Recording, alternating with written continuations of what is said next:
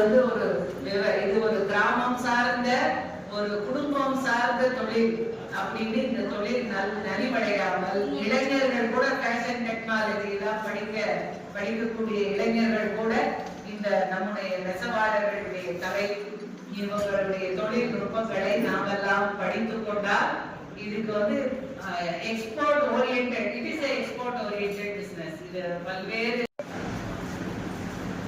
இந்தியாவிலேயே நம்ம மக்களுக்கு 3 அத்தியாவசிய தேவைகள்.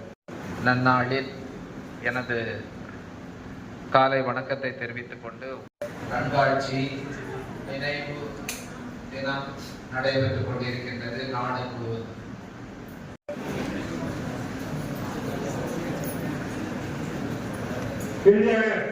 பாருங்க